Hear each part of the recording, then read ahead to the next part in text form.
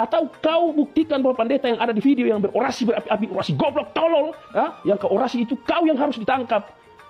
Kau serukan seluruh masyarakat di daerahmu agar menolak Ustadz Abdul Samad karena dianggap sebagai pemecah belah bangsa. Hei, Bapak Pendeta atau Bapak yang orasi, justru kau itu harus ditangkap. Kau itu provokator, Pak Polisi, tangkap orang ini.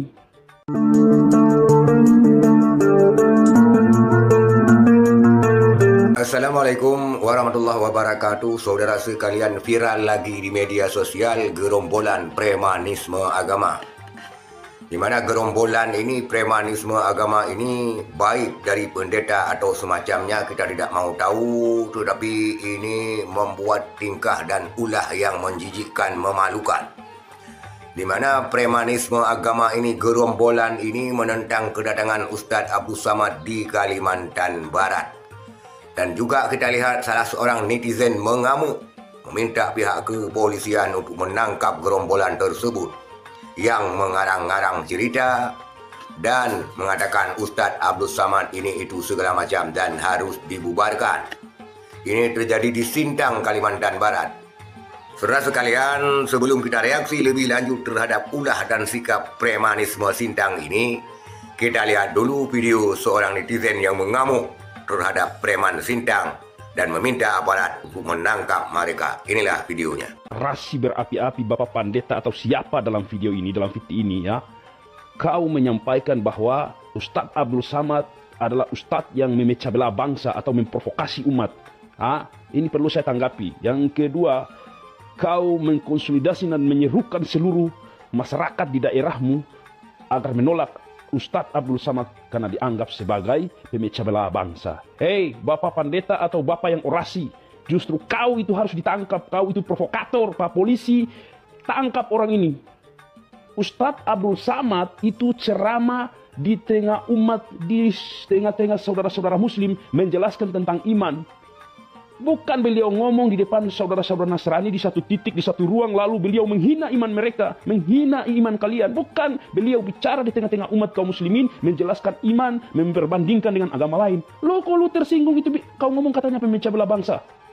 Itu bukan provokasi. Beliau menjelaskan tentang keimanan kepada saudara-saudara muslim, sesama kaum muslimin, sesama umat Islam. Kau buktikan Bapak Pendeta atau Bapak yang orasi dalam video ini, kau buktikan di mana seruan Ustadz Abdul Samad, di mana seruan Ustadz Abdul Samad dalam video manapun Ustadz Abdul Samad menyuruhkan untuk kita memecah belah bangsa, menyuruhkan agar seluruh rakyat Indonesia perbedaan agama suku kita melakukan perpecahan.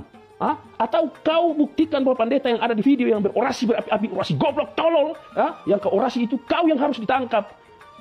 Itulah tanggapan seorang netizen yang meminta aparat keamanan untuk menangkap gerombolan tersebut.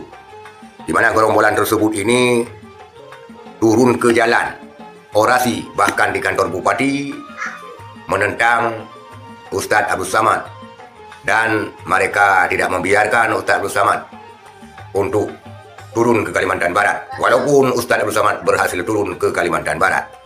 Dan tindakan premanisme ini sebenarnya tidak patut dilakukan. Inilah contoh-contoh yang sudah dan sedang digaungkan di negeri ini. Ustadz Abdul Samad itu tidak mau tahu dengan agama sampean, karena Ustadz Abdul Samad itu membawa ceramah terhadap kaum muslimin, tidak di hadapan umat Kristen ataupun umat lainnya. Dan sikap daripada para netizen ini ataupun saudara kita netizen ini adalah benar, tidak dapat disalahkan. Dan kami juga sangat mendukung terhadap apa yang diutarakan oleh netizen ini. Karena kalau kalian, para gerombolan, baik pendeta ataupun apapun namanya, ingin berbenturan dengan kaum mayoritas, silakan. Tetapi jangan nanti menyalahkan kaum mayoritas.